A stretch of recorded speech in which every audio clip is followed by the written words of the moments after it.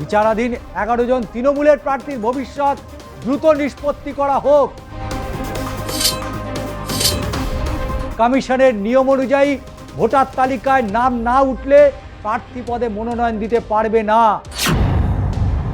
11 জনের মধ্যে এখনো 9 জন রয়েছে শাসক দলের শিবিরে।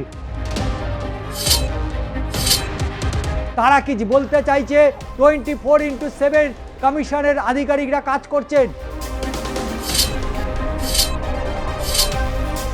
এসআইআর নিয়ে দুর্বৃত্ত পলায়ন করা হচ্ছে। এসআইআর নিয়ে আতঙ্ক ছড়ানো হচ্ছে, কিন্তু কিসের জন্য এসআইআর? নির্বাচনের জন্য তো। সেই নির্বাচনের যারা প্রার্থী তারাও প্রশ্ন চিহ্নের মাঝে, যারা প্রিসাইডিং অফিসার তারাও প্রশ্ন চিহ্নের মাঝে। আজকের অ্যাকশন রিয়াকশনে আমরা তুলে ধরব বঙ্গর ভোটে এসআইআর এর ফাঁদে কারা কারা পড়ে রইল এবং এর জন্য দায়ী কে, কাদের জন্যই বা এই নির্বাচন, কারা নির্বাচনে লড়বেন আর কারাই বা নির্বাচনের হয়ে কাজ করবে। অর্থাৎ সরকারি কর্মচারীরা তারাও আজকে প্রশ্ন চিহ্নের মাঝে। এখনো বিচারাধীন 11 জন প্রার্থী মনোনয়নের আগে নিষ্পত্তি চেয়ে হাইকোর্টে চিঠি দিতে হয়েছে। বিচারাধীন নাম নিষ্পত্তির তদারকি করছেন কলকাতা হাইকোর্টের প্রধান বিচারপতি সুজয় পাল, আর তাকেই চিঠি লিখলেন রাজ্যের মন্ত্রী চন্দ্রিমা ভট্টাচার্য। যদিও ইতিমধ্যেই কাজল এবং শশী দুজনেই কিন্তু নামের তালিকায় ঢুকেছে, তবে ভোটের প্রিসাইডিং অফিসাররা বিচারাধীন। বারাসাতের নির্বাচন দপ্তরে বিক্ষোভে শতাধিক শিক্ষক, 25 থেকে 30 বছর ধরে সরকারি চাকরি করছেন তারা।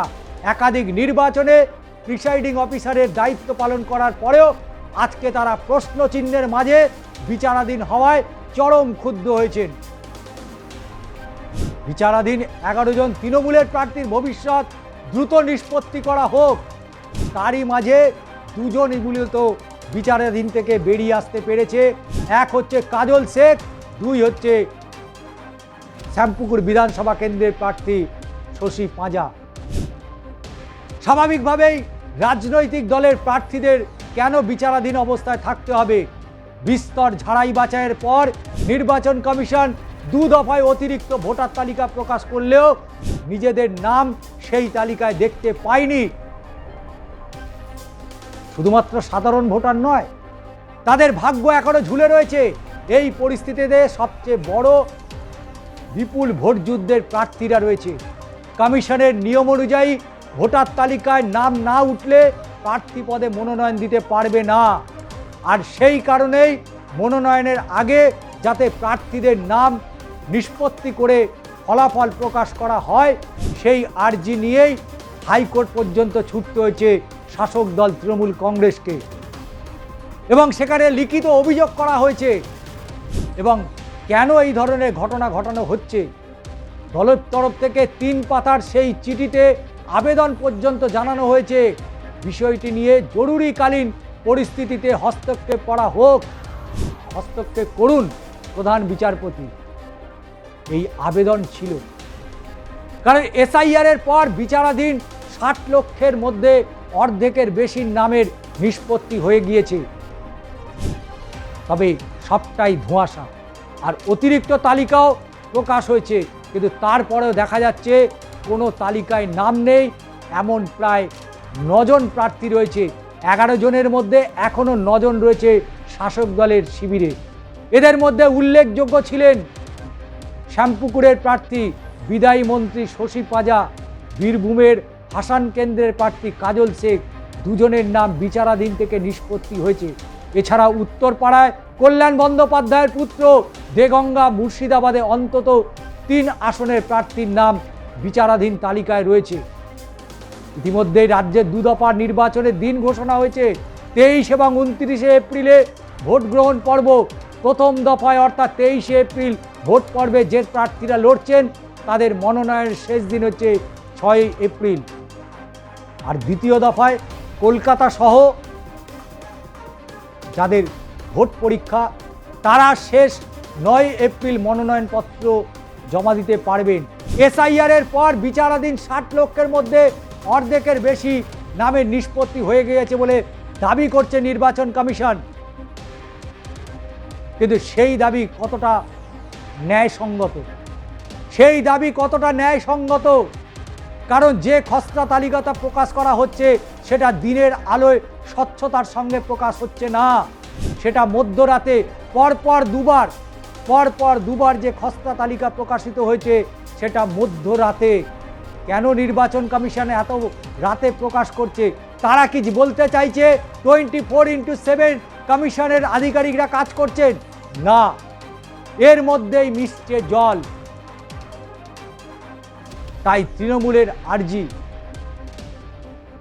এই সমস্ত সমস্যার কথা জানিয়ে দ্রুত সমাধানে সচেষ্ট হন প্রধান বিচারপতি। এখন দেখার শাসক শিবিরের এই আবেদন কতটা কার্যকর হয়, নিষ্পত্তির কাজ আদৌ দ্রুত সম্ভব হয় কিনা। আর এদিকে দীর্ঘ ভোট করানোর দায়িত্ব থাকা শিক্ষকরাই এবার বিচারাধীন তালিকায়। কেন, কিভাবে, তার কোনো স্পষ্ট ব্যাখ্যা নির্বাচন কমিশন দিতে পারছে না। এই অনিশ্চয়তা নিয়েই উত্তর 24 পরগনার জেলা শাসকের দপ্তরে দফায় দফায় বিক্ষোভ জানাচ্ছেন শতাধিক শিক্ষক শিক্ষিকা। তাদের অভিযোগ, আগাম কোনো নোটিশ যাচাই ছাড়াই তাদের নাম ওই তালিকায় তোলা হয়েছে। অথচ তাদের অনেকেই 25 থেকে 30 বছর ধরে সরকারি চাকরি করছেন।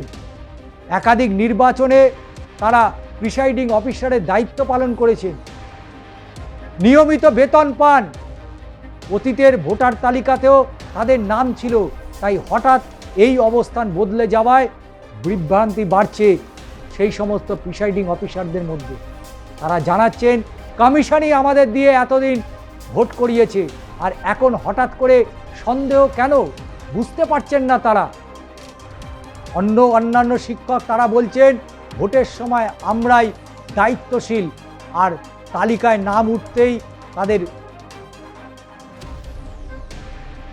না উঠতেই তারা অনিশ্চয়তার মধ্যে পড়েছে। এটা মেনে নেওয়া কঠিন।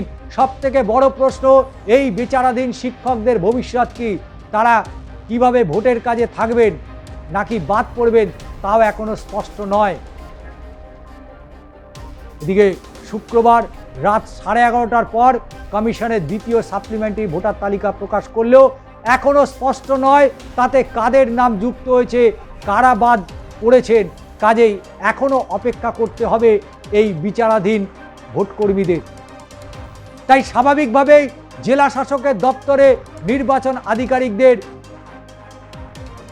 বিক্ষোভ। বিষয়টি নির্বাচন কমিশনের সঙ্গে আলোচনা করে জানানো হবে, এমনটাই জানাচ্ছেন তারা। কমিশনের নিয়ম মেনেই হচ্ছে তালিকা, আগামী সাপ্লিমেন্টারি তালিকায় নাম থাকতে পারে, তবে এই সমাধান এখনই অনিশ্চিত। আর সেই অনিশ্চয়তার মধ্যেই ক্ষোভ জমছে প্রিসাইডিং অফিসারদের মধ্যে। ভাবা যায় পশ্চিমবঙ্গে চলছেটা কি? ওদিকে সুপ্রিম কোর্টের প্রধান বিচারপতি বলছেন তার পর্যবেক্ষণে ভারতবর্ষের সব রাজ্যেই এসআইআর হচ্ছে, 12টি রাজ্যে এসআইআর প্রক্রিয়া চলছে, কোনো রাজ্যে কোনো সমস্যা নেই। পশ্চিমবঙ্গে কেন এত সমস্যা? কারণ নরেন্দ্র মোদী থেকে অমিত শাহ, তাদের নজর রয়েছে, কুনজর, বাংলার ওপরে কুনজর রয়েছে। এবং এখানেই শেষ নয়, কেন্দ্রীয় নির্বাচন কমিশনের কুনজর রয়েছে বাংলার ওপরে, যে কারণে এই ধরনের ঘটনা ঘটাচ্ছে। একটা দন্তের স, একটা পেটকাদা মূর্ধন্যের স, একটা এস, এতে গন্ডগোল হচ্ছে। 2002 সালে তারা ভোটার লিস্টে থাকায় তারা ভোট দিতে পেরেছিল, কিন্তু তাদেরও একটা অনিশ্চয়তার মধ্যে রেখে দেওয়া হয়েছে কমিশনের পক্ষ থেকে। কিন্তু কেন? যে ম্যাপিং করা হয়েছিল, তাহলে বলতে হয়, দায়িত্ব সহকারে বলতে হয় যে যেখানে যেখানে বিজেপির বিএলও ছিল তারা নিজেদের মতো করে গুটি সাজিয়েছে, তারা এই সমস্ত কারসাজিগুলো করেছে, লজিক্যাল ডিসক্রিপেন্সি করেছে, তাদের জন্য এত জটিলতা। তা না হলে এসআইআরে কারোর কোনো বাধা ছিল না।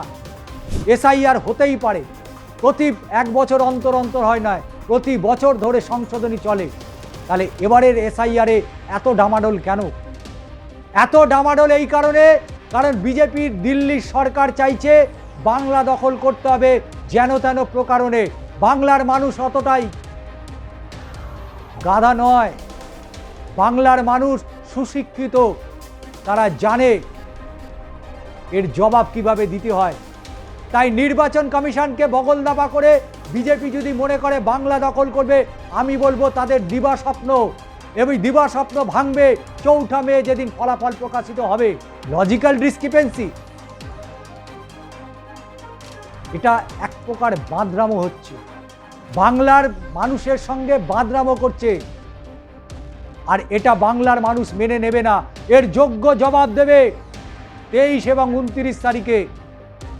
যতই অমিত শাহ, যতই নরেন্দ্র মোদী যেই আসুক না কেন বাংলায়, বাংলা দখল অত সম্ভব নয়, অতটা সহজ হবে না। এটা বিহার নয়, এটা ছত্তিশগড় নয়, এটা মধ্যপ্রদেশ, রাজস্থান বা গুজরাট নয়, এটার নাম বাংলা।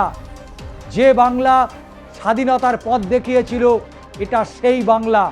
এই বাংলা জবাব দিতে জানে, রুখে দাঁড়াতে জানে, প্রতিবাদ করতে জানে। এই বাংলাকে নিয়ে ছিনিমিনি খেলা চলবে না, এই বাংলাকে নিয়ে ছিনিমিনি খেলতে দেওয়া যাবে না অমিত শাহদের। আজকে মধ্যপ্রাচ্যে যুদ্ধ হচ্ছে, সাফার হচ্ছে দেশবাসী। কেন কেন প্রশ্ন তুলছেন না বিজেপি কর্মী সমর্থকরা? কেন নরেন্দ্র মোদী কোনো ব্যবস্থা নেয়নি এতদিন ধরে? তাই লড়াই এখানে শেষ নয়, লড়াই এখানে শেষ নয়, লড়াই চলবে। ভোটের আগেও চলছে, ভোটের পরেও চলবে। কেউ কেউ তো বলছে এনকাউন্টার করে দেবে। আমরাও দেখতে চাই বঙ্গবাসী কে কার এনকাউন্টার করে। আমরা বঙ্গবাসী দেখতে চাই কে কার এনকাউন্টার করে।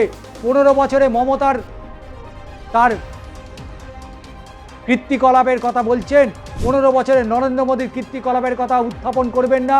দামি দামি কোট পরে প্লেনে করে ঘুরে কোটি কোটি টাকা, এক দু কোটির বিষয় নয়, লক্ষ লক্ষ কোটি টাকা খরচ করে বিদেশে ঘুরে আসছে। কি করেছে দেশের জন্য? কি করেছে? একটা কালো টাকা নিয়ে আসতে পেরেছে? একটা বেঈমানকে ধরে নিয়ে আসতে পেরেছে? মেহুল চোকসিকে ধরে আনতে পেরেছে? পারেনি। কালো টাকাও ফেরত আনতে পারেনি। আর ডিমনিটাইজেশন করে মানুষকে বিভ্রান্তি বাড়িয়েছে, মানুষের মধ্যে বিভ্রান্ত বাড়ানো হয়েছে। আধার কার্ড নিয়ে মানুষের জন্ম থেকে মৃত্যু পর্যন্ত আধার কার্ড চাইছেন, আর ভোটার লিস্টে নাম তুলতে গেলে আধার কার্ড কোনো কাজে লাগবে না। এটা কি বদমাইশি ছাড়া আর কিছু নয়? তাই বাংলার মানুষ জবাব দিতে প্রস্তুত। বিজেপি, তুমি এবার প্রস্তুত থাকো, জবাব এবারেই পাবে। যতই তোমরা নির্বাচন কমিশনকে সঙ্গে নিয়ে এই ময়দানে নামো না কেন, প্রার্থী করে দিন না। 294টি আসনের মধ্যে জ্ঞানেশ কুমারকে একটা প্রার্থী করে দিন, আর ভবানীপুরেই প্রার্থী করে দিন জ্ঞানেশ কুমারকে। দেখি না কত ধানে কত চাল। আমরা চাইছি জ্ঞানেশ কুমার নিজে নির্বাচনে আসুন, নির্বাচনে প্রতিদ্বন্দ্বিতা করুন। মেঘের আড়াল থেকে কেন বিজেপির হয়ে ব্যাট চালাচ্ছেন? নির্বাচনের ময়দানে নামুন না, গো হারান, হেরে যাবেন। আপনাকে খুঁজছে বাংলার মানুষ। ভবানীপুর কেন্দ্রে শুভেন্দু অধিকারীর নাম প্রত্যাহার করে ওখানে জ্ঞানেশ কুমারকে প্রার্থী করুন, দেখবেন কত ধানে কত চাল। তাই খেলা এখানেই শেষ না, খেলা আবি বাকি হে দোস্ত। 2026-এর যা ফলাফল বিজেপি দেখতে পাবে, আগামী 7 জন্ম মনে রাখবে যে বাংলার মানুষকে বোকা ভাবা তাদের কাছে কতটা ক্ষতি হয়েছে, তার সময় আপনারা উত্তর পেয়ে যাবেন। আজকের অ্যাকশন রিয়াকশন আপনাদের কেমন লাগলো অবশ্যই জানাতে ভুলবেন না। সাবস্ক্রাইব করুন এবং আপনার মতামত জানান। আজকে এখানেই শেষ করছি, আবারও দেখা হচ্ছে আগামী পর্বে।